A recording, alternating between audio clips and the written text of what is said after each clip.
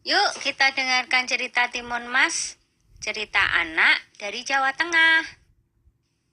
Pada zaman dulu kala, hiduplah sepasang suami istri. Mereka adalah petani yang tinggal di sebuah desa di dekat hutan. Mereka hidup bahagia. Sayangnya, mereka belum dikaruniai seorang anak. Setiap hari mereka berdoa kepada Yang Maha Kuasa agar segera dikaruniai seorang anak. Suatu hari, seorang raksasa melewati tempat tinggal mereka.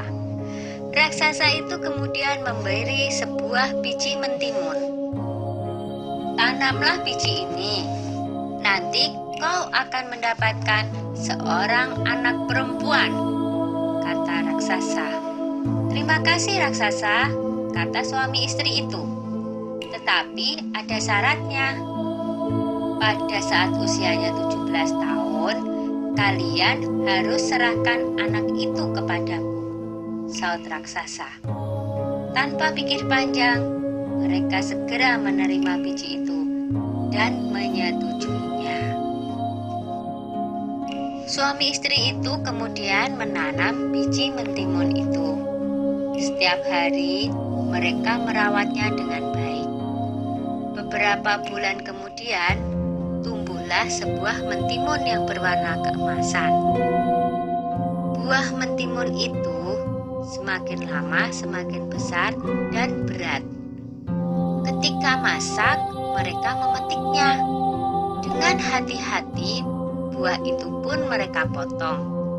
Betapa terkejutnya mereka, karena di dalam mentimun itu ada seorang anak bayi perempuan yang cantik dan lucu. Tahun demi tahun berlalu, Timun Mas tumbuh menjadi gadis yang cantik jelita.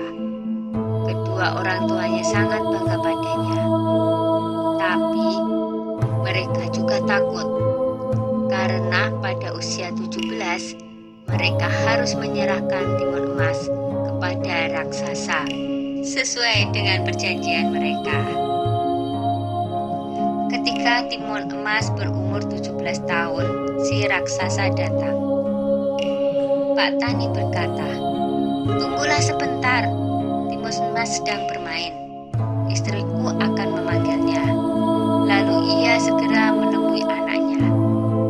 "Anakku, ambillah ini," kata Pak Tani sambil menyerahkan sebuah kantong kain. "Ini akan menolongmu melawan si raksasa.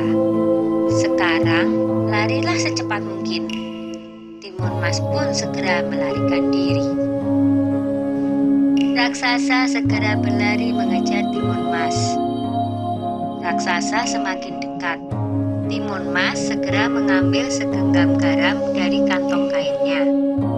Lalu garam itu ditaburkannya ke arah raksasa. Tiba-tiba muncullah sebuah laut di depan raksasa. Dia terpaksa berenang dengan susah payah. Timun Mas berlari lagi, tapi kemudian raksasa berhasil mendekatinya. Timun Mas kembali mengambil benda ajaib dari kantongnya dan dilemparkannya ke arah raksasa. Seketika muncullah pohon dengan ranting dan duri-duri tajam menghalangi si raksasa. Raksasa berteriak kesakitan. Tapi raksasa itu sungguh kuat dan terus mengejar Timun Mas. Maka Timun Mas pun mengeluarkan benda ajaibnya yang ketiga. Ia menebarkan biji-biji mentimun ajaib. Seketika itu pula tumbuhlah kebun mentimun yang sangat luas. Sampai akhirnya Timun Mas melemparkan benda ajaib terakhirnya, yaitu segenggam terasi udang yang berubah menjadi danau lumpur yang sangat luas. Raksasa itu akhirnya terjerembab di danau lumpur itu dan tak bisa lolos lagi. Timun Timun Mas selamat dari kejaran raksasa. Timun Mas pun kembali ke rumah orang tuanya. Ayah dan ibunya sangat senang melihat Timun Mas berhasil selamat.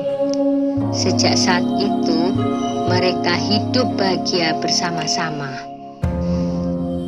Sudah dulu ya cerita Timun Masnya. Jumpa lagi.